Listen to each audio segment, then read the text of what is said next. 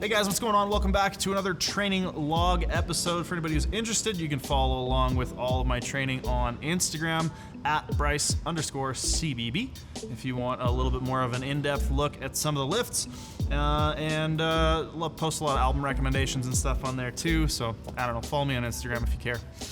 In terms of training this week, things are progressing pretty much at the exact rate that I had hoped for, maybe even a little bit ahead.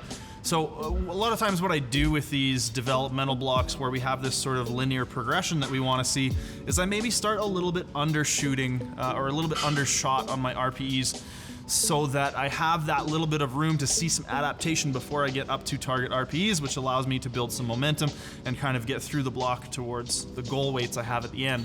So generally what I'll do is I'll set sort of a goal in each comp lift for the end of the block, and then I'll work back in, say, 10 kilo, 5 kilo jumps. With the bench, I started off this block a little bit lighter than planned because the shoulder's still kind of bugging me. But with the squat and the deadlift, I'm actually out ahead of what I had planned. So that's pretty exciting to me. Squats Monday was 2.5 kilos more than I had planned at 342.5 for a nice single. Really working again on trying to get that comp depth, that CPU depth, trying to just go basically as deep as I can possibly go, and follow that up with a bunch of singles at 315. Most of those were around the sort of 5.5 to 6 RPE range, which is what is intended, I do believe, at least. With those, honestly, I would almost rather do a set of 5 because it just gets to the point where that 7th wrap is just, everything hurts. You just rubbed raw from the equipment, from the knees, the knee wraps rather, and that just tends to take a bit of a toll. Luckily, the only thing I do that day is comp squat and comp bench. Bench went well. It was probably right on the mark with an 8 RPE at, I believe it was 225. Yeah, 225, so nothing crazy. Right around my opener from the last comp. Like I said, a little bit lighter than I had sort of idealistically set out for myself, but the shoulder felt good throughout the day, and hit a bunch of singles at 207.5. And with the sort of low intensity, the low amount of weight that I have on those, I'm getting them down to about a 1 board or so and just trying to throw them up as fast as I can. So most of those went really well that day. Deadlifts the next day, we were in here filming for the documentary. We got some B-roll, we did that kind of stuff. Dylan convinced me to pull on pound plates, and because my plan I think was for 360 kilos, which is like 799, I ended up putting 800 on the bar, so it was 360, or no, 360 is 794, I think. 362.5 is 799. In any case, I went for it and put 800 on the bar, and it moved pretty well. I've been working a fair bit on my positioning, and trying to get that last little bit of extension out of my back as I sort of pull into position. And you can almost kind of see it right as I set into the bar. Where I would normally stop, I'm kind of just reaching my chest up and out a little bit, trying to really lock those lats down. And that seems to work really well for me. Having that extra little bit of extension really helps me ensure that my lockouts are smooth and punchy. It helps with the timing. It gets my knees through a little bit earlier. And it also, generally speaking, will have me kind of looking up and reaching up more. So you guys probably noticed that as I go through this block. It's just one of those things where I think I got a little bit lazy, and I think one of the big things that held me back from hitting that 400 kilo attempt was a loss of position, specifically where I normally hold extension. So how much of that is it just I just wasn't strong enough, and went into flexion anyways, wouldn't have been able to avoid it, and how much of it was being a little bit lazy in training, I don't know, but as per usual, you know, trying to kind of leave no stone unturned and make sure that I dial in and am technical and execute when it comes to those deadlifts. My bench that day was some close grip work for 12s, and that was pretty unremarkable. Close grip it's decently comfortable on the shoulder, and definitely the high reps actually, by the end of a set, my shoulder's usually feeling better. You know, it's probably worse at its worst first thing in the morning when I get out of bed. Getting into the gym, moving it around, you know, being a little bit conservative with the weights that I'm using seems to make it feel a little bit better.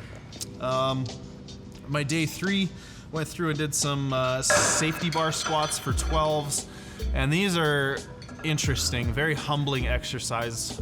It feels a lot like front squatting without the sort of demand on the shoulders, a little bit less demand maybe on the trunk, but very much that same sort of movement pattern. And with the sort of hip issues I had in the past, I'm trying to move in a very deliberate way. Also trying to make sure that I'm getting as much depth as possible and really kind of bottoming these out, which, I mean, the purpose of implementing this exercise and these rep ranges is to try to get more hypertrophy in this sort of post-meet, off-season-ish block. So those are the things that are in my mind and in my head. I'm not going super heavy on these yet. I think I worked up to 150, 145 kilos for a set of 12, and that's not including the weight of the bar. I think the bar is about 5 kilos heavy, so maybe about 150. But yeah, those feel really good. I like the movement. Safety bar squats are something I haven't done in a long time, so it's kind of novel, it's kind of fun and interesting. Using touch and go bench on that day, and that's kind of my big raw variation right now is the touch and go bench, and hit a really smooth 170. I think it was about 0.23 meters per second, which for me is usually about a 7.5, just under an 8. And I was really happy with that, especially given where we are in the block. I think I'm only about 3 weeks in, so being able to kind of handle those weights with a bit of a bum shoulder, I'm happy with that. Did a bunch of 12s there. I think I was up at 120 for my top set and 3 load drops, then a bunch of overhead press. So that's a big, I love that day. It's a nice big sort of upper body pump. Everything's for 12s and leaves me feeling pretty damn good. My day 4 this week was kind of redemption for last week.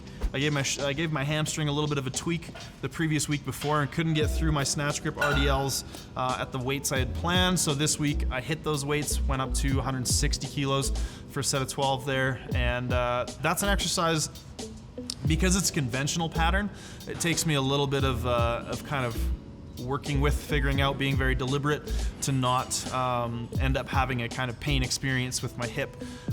So I'm mostly able to do that with the sort of constant tension of doing something like an RDL.